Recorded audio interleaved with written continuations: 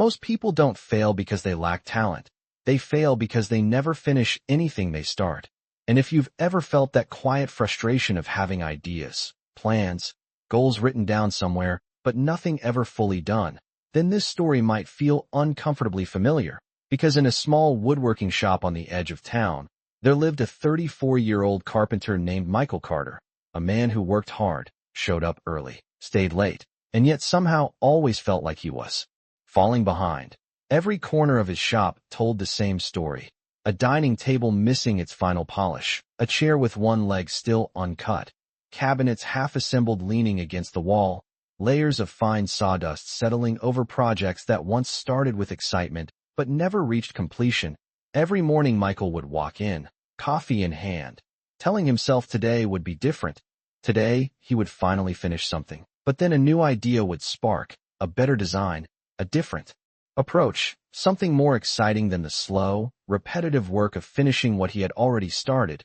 And so he would begin again, cutting fresh wood, sketching new plans, feeling that brief rush of motivation that always came with a new beginning, while everything else remained untouched behind him. And at first it didn't seem like a problem. In fact, it felt productive. He was always busy, always moving, always working. But weeks turned into months, and something strange began to happen.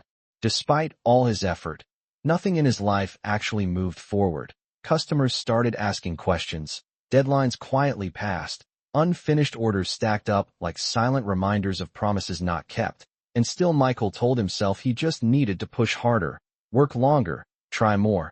Until one afternoon he paused in the middle of the shop, surrounded by everything he had started but never finished. And for the first time a thought crept in that he couldn't ignore. What if the problem isn't that I'm not working hard enough? What if the problem is that I don't know how to finish? And standing there in that quiet, dust-filled room, with sunlight cutting through the air and landing on half-built pieces of a life that never quite came together, Michael began to realize that being busy had been hiding something much deeper, something far more dangerous. Because starting is easy, starting feels like progress, but finishing is what changes everything. The next morning nothing in the shop had changed, but something inside Michael had shifted just enough to make him notice what he had been ignoring for years. He walked slowly past each unfinished piece not as projects, but as evidence.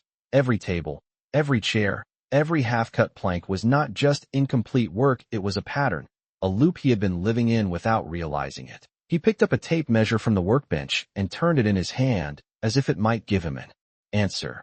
Then he set it down and sat on an old wooden stool, the kind he had promised himself he would replace months ago, but never did. And for the first time he did not reach for a tool. He did not start something new. He just sat there thinking, replaying the last few years of his life. How many ideas had he started with excitement only to abandon them when the work became repetitive? How many times had he told himself that the next project would be different, better, the one that finally worked? And yet each one ended the same way, unfinished, forgotten, replaced by something new. It was not laziness because he worked longer hours than most people he knew. It was not a lack of ambition because his mind was always full of plans. It was something else, something harder to admit, something quieter. He stood up and walked to the back of the shop where an old cabinet frame leaned against the wall. He ran his hand across the rough edge where sanding had never been completed and said, out loud for the first time, I am not bad at starting, I am bad at finishing. And the words felt heavy but honest, like something that had been waiting to be said for a long time. Later that afternoon a customer called asking about a delayed order, and Michael gave the same answer he had given too many times before. Almost done, just needs a little more work. But this time when he hung up the phone he did not feel motivated. He felt exposed, because he knew it was not almost done, it was barely touched in weeks. And the truth was becoming impossible to ignore. Being busy had been his disguise, starting had been his escape, and every new beginning had allowed him to avoid the uncomfortable middle where most people quit. As the sun began to set casting long shadows across the shop, Michael looked around again and realized something even more unsettling. Nothing in this room had ever tested his limits because he had never stayed with anything long enough to find them. He had been living in a cycle of beginnings without ever experiencing completion. And without completion, there was no progress, only movement. And for the first time in his life, Michael began to understand that the real cost of never finishing was not just lost time or missed money, it was the quiet erosion of belief in himself. Because every unfinished project was a promise he had broken to his own future, and standing there in the fading light he knew that if nothing changed the next year would look exactly like the last. Just more beginnings stacked on top of each other with nothing real to show for it. The following day, Michael did something he had never done before. He did not pick up a new piece of wood, he did not sketch a new idea, he did not chase that familiar rush of starting something fresh. Instead, he stood in the center of his shop and forced himself to choose just one unfinished project, and it was not the easiest one, it was not the most exciting one. It was a simple oak table sitting in the corner covered in dust, its surface rough, its edges uneven, its legs not fully secured, the kind of project he would normally ignore because it no longer inspired him. But this time he dragged it into the center of the room and looked at it like it mattered, like it was the only thing that existed, and almost immediately the resistance began. His mind whispered, "This is boring. You could start something better, you could design something new, you could make something impressive." But for the first time, he noticed those thoughts instead of obeying them, and that awareness alone felt strange, like he was watching a habit instead of being controlled by it. He picked up a piece of sandpaper and started smoothing the surface slowly, methodically, and within minutes the discomfort grew stronger, because finishing did not feel like progress. It felt repetitive, it felt slow, it felt invisible. There was no excitement, no instant reward, just steady effort and doubt creeping in every few minutes, telling him to stop and switch to something else. But he did not. And as the hours passed, something unexpected happened. The table began to change, the rough edges softened, the surface became smoother, the shape started to come together, not dramatically, not instantly, but undeniably. And for the first time in a long time, Michael saw something moving toward completion, and that small shift did something to him. It was not excitement, it was something deeper. It was quiet focus. He worked through the afternoon, measuring, cutting, adjusting, correcting mistakes, without rushing, without jumping to something new. And when the sun began to set, he stepped back and looked at the table, and it was still not finished, but it was closer than it had ever been, and that mattered more than anything he had started in months, because for the first time he had stayed. And as he cleaned his hands and turned off the lights, a realization settled in that felt both simple and unsettling. Maybe finishing was not about motivation. Maybe it was about staying long enough to let the work become something real. And as he closed the door behind him, he knew the next day would test him again, because starting something new would always be easier than finishing what he had already begun. The next morning, the resistance came back stronger than before, as if his mind had noticed the change and was fighting to pull him back into old habits. The moment Michael stepped into the shop, his eyes instinctively drifted toward a stack of fresh lumber in the corner, untouched, full of possibility, clean, smooth, ready to become something new. And for a split second, he felt that familiar pull, the excitement of starting something different, something better, something that did not carry the weight of yesterday's unfinished work. But then his gaze shifted back to the oak table, sitting in the center of the room, no longer hidden, no longer ignored, and suddenly it felt heavier than before, not physically but mentally, because now it demanded something from him. It demanded consistency. He walked toward it slowly, almost reluctantly, and ran his hand across the surface, noticing every imperfection, every uneven edge, every small mistake that would need to be corrected. And instead of feeling motivated, he felt overwhelmed. Because finishing meant facing all the flaws he had avoided by constantly starting over. And for a moment, he just stood there frozen, caught between two choices: the easy comfort of a new beginning or the uncomfortable commitment to finish what he had already started. And the longer he stood there, the louder the excuses became. You can come back to this later, you will do a better job if you start fresh, this one is not worth finishing. But this time something inside him pushed back, not loudly, not dramatically, just a quiet decision that he was going to stay. He picked up his tools and began again, sanding, adjusting, measuring, fixing small details that no one else would ever notice. And the work felt slower than ever, because now there was no illusion of progress, no excitement to hide behind, just steady, deliberate effort, and time stretching longer than it should have. But as the hours passed, a strange thing began to happen. The imperfections that once felt overwhelming started to shrink, not because they disappeared instantly, but because he was finally facing them one by one, and each small correction built something subtle inside him, a kind of trust that had been missing for years, not confidence in his skill, but confidence in his ability to stay.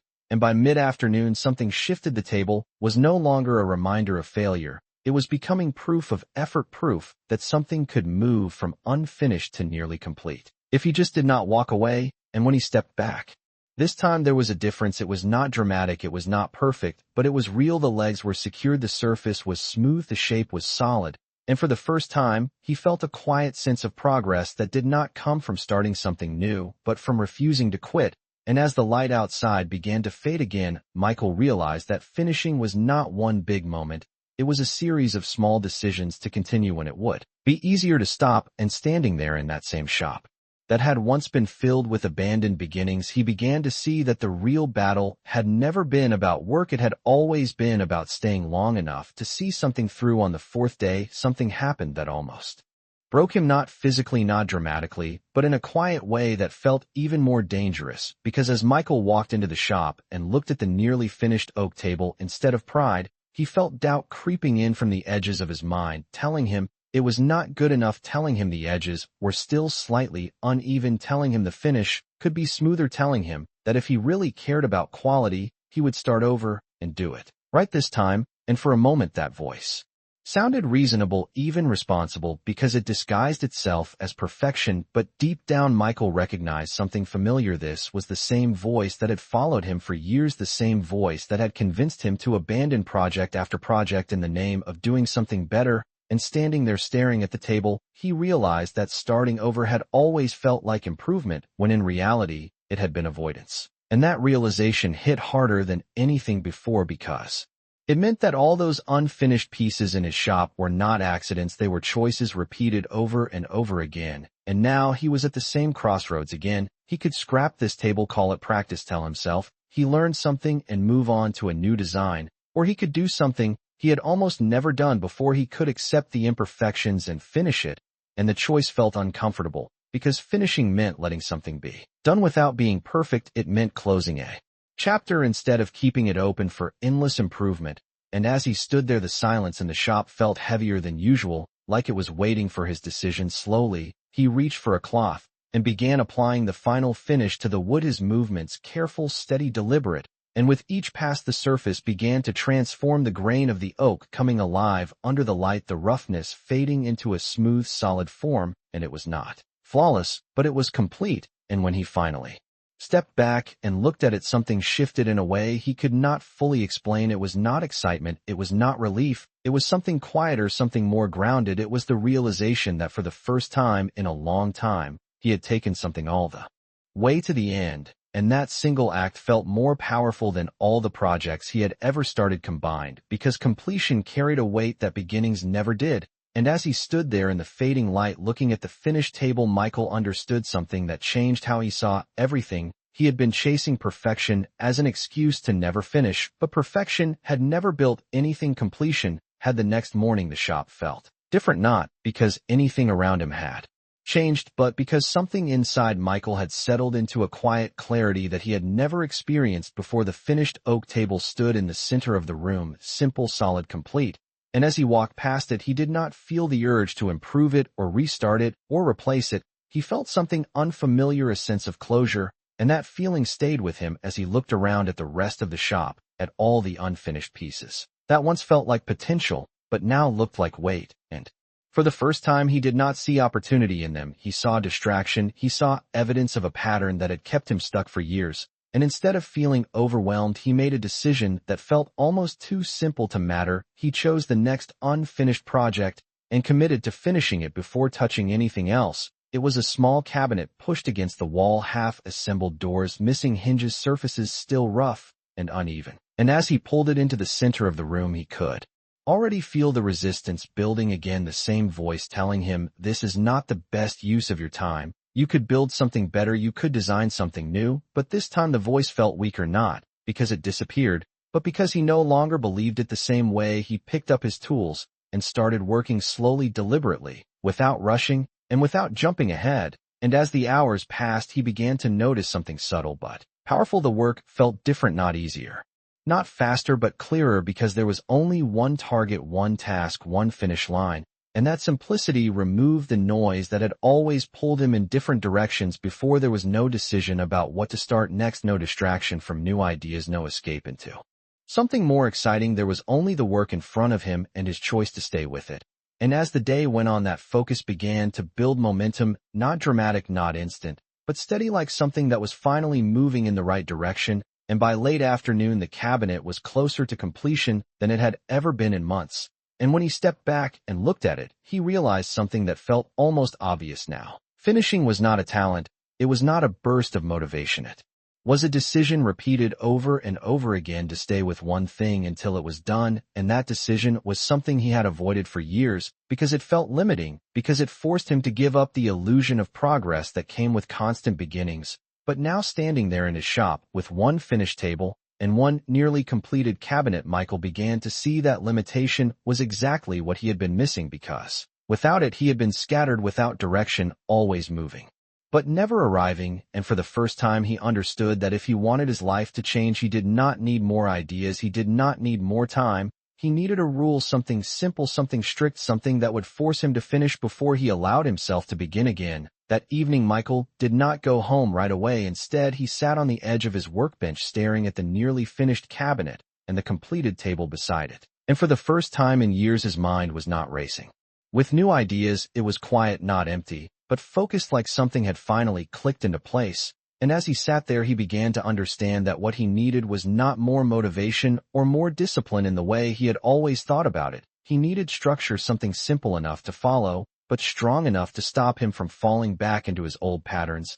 And slowly, almost instinctively, he reached for a pencil and a scrap piece of wood and began to write down a rule, not something complicated, not a long list of steps, just one line that felt heavy with meaning. Do not start anything new until what you are working on is finished. He stared at the words for a moment, letting them settle in, and immediately his mind tried to argue with it. What if a better idea comes? What if this is not the most efficient path? What if you waste time finishing something that is not perfect? But this time he saw those thoughts for what they were, not logic, not strategy, but escape. And for the first time, he did not negotiate with them. He simply added something else underneath the rule: 30 days, no exceptions. And as he looked at it, something shifted from an idea into a commitment, because it was no longer about how he felt on any given day. It was about following a system, whether he wanted to or not. The next morning, the rule was tested immediately. As he walked into the shop, he noticed a new design forming in his head: a better table, a cleaner build, something that would be faster and more impressive than anything he had done before. And for a moment, the urge to drop everything and start over felt almost overwhelming. But then he looked at the cabinet, still unfinished, and remembered the rule. And instead of acting on the impulse, he took a breath, picked up his tools, and returned to the work in front of him. And the feeling that followed was not excitement, it was resistance. But beneath that resistance, there was something new, a sense of control that he had never experienced before, because for once he was not reacting to every new idea. He was choosing what to do based on a decision he had already made. And as the hours passed, that choice became easier. Not because the work changed, but because he stopped questioning it. And by the end of the day, the cabinet was finished, completely finished, doors aligned, surfaces smooth, hinges secure. And as he stepped back and looked at it, something became undeniable. This was not luck, this was not motivation, this was the result of a rule followed without exception. And standing there in the quiet shop, with two completed pieces in front of him, Michael realized that for the first time in his life, he was not just working, he was finishing, and that difference was about to change everything. The days that followed did not feel dramatic. There was no sudden breakthrough, no burst of energy, no moment where everything became easy. Instead, it felt almost ordinary, which was exactly why it worked, because every morning Michael walked into the shop and faced the same choice, not once, but over and over again. And each time the temptation was still there: new ideas, new designs, new possibilities calling his attention away from the work in front of him. But now there was something stronger than that pull: the rule. And at first it felt restrictive, almost frustrating, like he was holding himself back from something better. But as the days passed, that feeling began to change, because for the first time his energy was not scattered across 10 different directions. It was focused on one. And that focus began to compound in a way he had never experienced before. One project became two, two became three, and each one was not just started, but completed, fully finished, ready to be delivered. And something unexpected began to happen. Customers who had once stopped calling started coming back not because his work was suddenly perfect, but because it was reliable, because for the first time he was delivering what he promised, and with each completed piece his confidence did not explode. It built quietly, steadily grounded in something real, not in potential, but in proof. And inside the shop the change was just as visible. The piles of unfinished projects that once filled every corner slowly disappeared, replaced by fewer pieces, but better ones, cleaner ones, finished ones. And the space itself began to feel different, less chaotic, more intentional, like it reflected a mind that was no longer chasing every idea, but committing to one at a time. And yet the rule was still tested, because there were days when the work felt slow, days when finishing felt repetitive, days when the excitement of starting something new almost pulled him away. But now those moments did not control him, because he understood something he had never understood before. Motivation was temporary, but completion created momentum, and that momentum made the next day easier, not because the work changed, but because he had changed. And as the weeks moved forward, Michael began to notice a pattern that went beyond the shop. The same principle applied everywhere, the same tendency to start without finishing, the same urge to move on when things became difficult, and the same quiet reward when something was carried all the way through. And for the first time he saw that what he had built was not just furniture, it was a system, a way of working, a way of thinking, a way of living that replaced endless beginnings with consistent endings. And standing there one evening, surrounded not by ideas, but by completed work, Michael realized that the rule he had written on that small piece of wood was no longer just something he followed, it had become part of who he was. And that shift from starting to finishing was only the beginning of something much bigger than he had ever expected. Months later, the shop no longer looked like the place it used to be. There were no piles of abandoned projects, no half-built furniture collecting dust, no silent reminders of things that never got done. Instead, there were finished tables, completed cabinets, polished surfaces ready for delivery. And for the first time, Michael was not surrounded by potential, he was surrounded by results. And what surprised him most was not how much he had produced, but how different he felt while doing it, because the constant pressure to chase something new was gone, replaced by a steady rhythm of starting and finishing one thing at a time. And that rhythm began to extend beyond his work into the way he saw his entire life. He noticed how often people around him were stuck in the same cycle he had lived in, always planning, always starting, always talking about what they would do next, but rarely finishing anything meaningful. And he recognized that pattern immediately, because it had once been his own. And one afternoon, as he stood in his shop watching a customer load a completed table into the back of a truck, something became clear in a way that no idea or motivation ever had before. Nothing in his life had changed because he worked harder, nothing had changed because he found a better idea, everything had changed because he followed a simple rule long enough for it to reshape how he worked and who he was. And that realization carried a quiet weight, because it meant that the difference between where he had been and where he was now was not talent, not luck, not timing, but a decision repeated daily to finish what he started. And as he closed the shop that evening and turned off the lights, he paused for a moment, looking at the space that once felt overwhelming and now felt controlled and intentional. And he understood something that most people never stop to consider, that unfinished things do not just take up space in a room, they take up space in your mind. They drain your focus, they weaken your belief in yourself piece by piece. And the opposite is just as true. Every finished task, every completed project, every promise kept builds something invisible but powerful, a sense of trust that you can rely on yourself to follow through, and that trust becomes the foundation for everything else. And as Michael walked out into the quiet street, he knew that the rule he had written was simple, but its impact was not, because it did not just help him finish furniture, it changed the way he approached every goal, every plan, every part of his life. And the truth was not loud, it was not dramatic, but it was undeniable. People who move forward are not the ones who start the most, they are the ones who finish what they start. And that is where everything begins to change.